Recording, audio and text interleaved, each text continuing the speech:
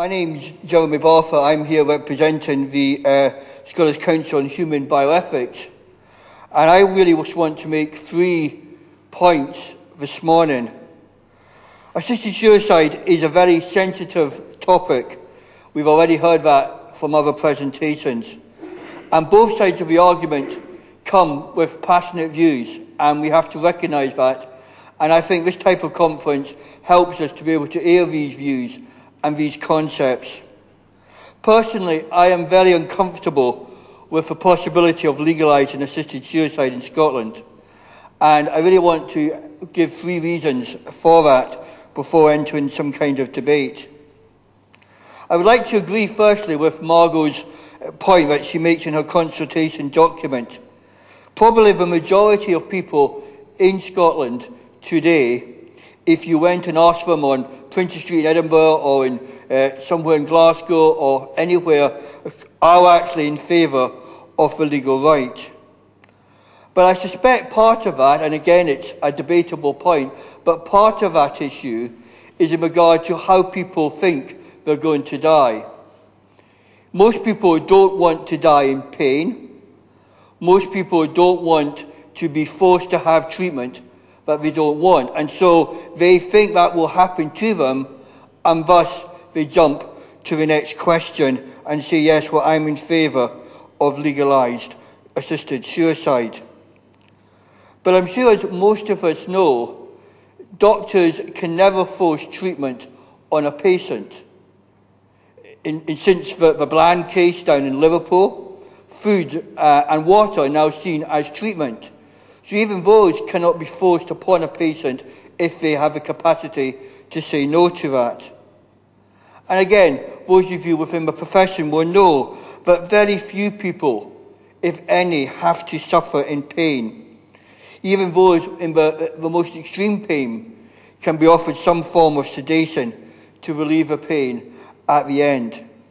Interesting, Linda Gazzini, the professor of psychiatry in the US state of Oregon, when given evidence to the Scottish Parliament last time Margot introduced her bill, said very clearly that in Oregon no one does assisted suicide in Oregon because of pain.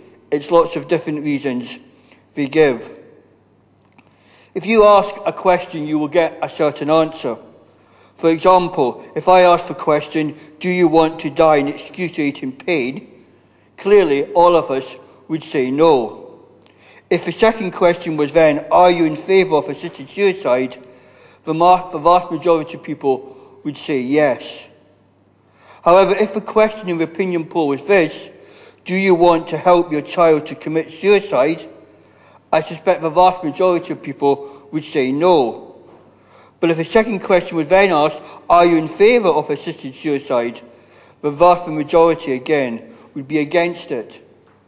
So although public opinion is important and we have to hear what the public says, we also have to make sure that the public have the appropriate information and also the appropriate question is asked. It's interesting, the Scottish Parliament, last time Margot introduced her bill, the committee that looked at the bill spent 3 months taking expert evidence from this country and further afield. And I don't say MSPs always get it right, but after 3 months of evidence, they came to the view that they couldn't support the bill as it was in that form at that time. The second issue I want to raise, and I think a much more important issue, is that of what do we understand by dignity. Again, rightly, Margot in her speeches, in her papers, talks a lot about dignity of persons. But what slightly concerns me is that she doesn't talk about inherent dignity of persons. The United Nations, in the Declaration of Human Rights in 1948, affirms in its preamble these words: the inherent dignity and the equal and inalienable right of all members of the human family as foundation of freedom, justice, peace in the world.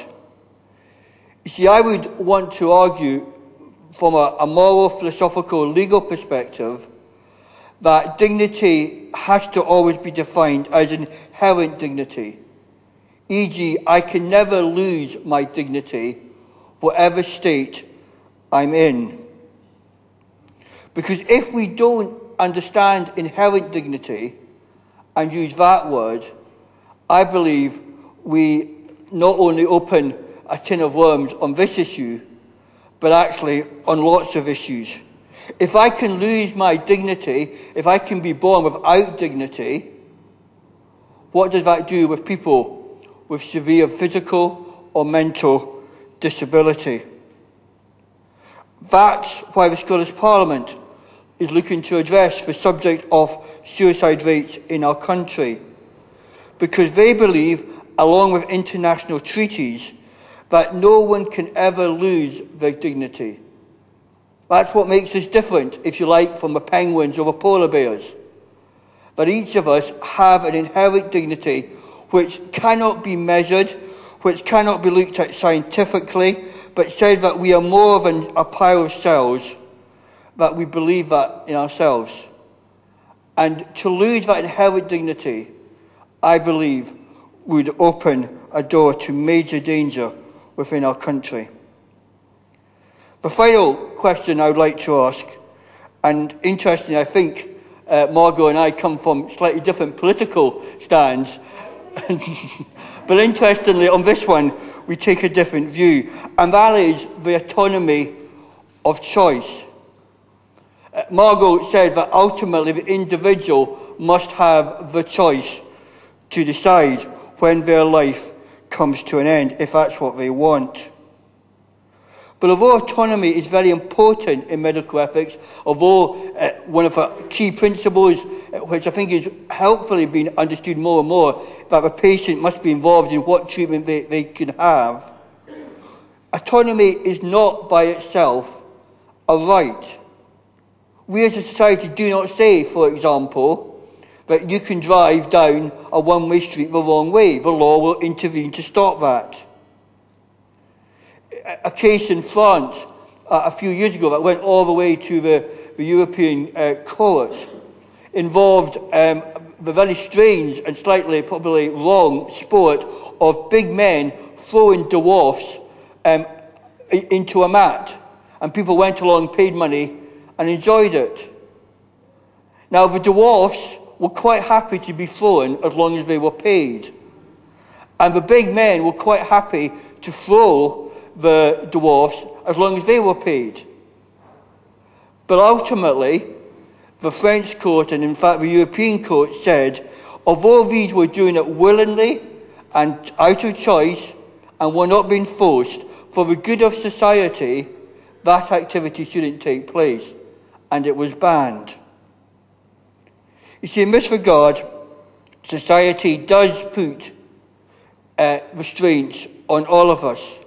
Society does believe that inherent dignity of human life cannot be explained away. In fact, if you get rid of inherent dignity, you find it difficult to explain why you have a legal system at all. I am happy to say today that I and other persons in this room can never lose inherent human dignity at any time in their lives. Personally, I am happy to be a burden to others within society from time to time. I want others to be a burden to me so that I can help them. Surely that's what makes up Scottish society. Surely that is what is good about being in Scottish society, that we look after those who they see themselves as burdens, or we can be burdensome towards them. I want to draw my remarks to a conclusion, because I know most of us are dying for a coffee or a tea. But I do believe we need to protect the vulnerable and those who would feel themselves to be made even more vulnerable if this legislation was passed. And I do believe we have to think very carefully about the whole question of inherent dignity and the whole question of what is good for society rather than the individual. I'm afraid I don't agree with Margot. Bad law and hard cases often result of that. And you can just look at that from the Westminster and Scottish Parliament. And I think we have to be very careful we don't just take a hard case and then apply law into it. We have to say what is good for the whole of society and what protects those who are most vulnerable in our society. Thank you very much.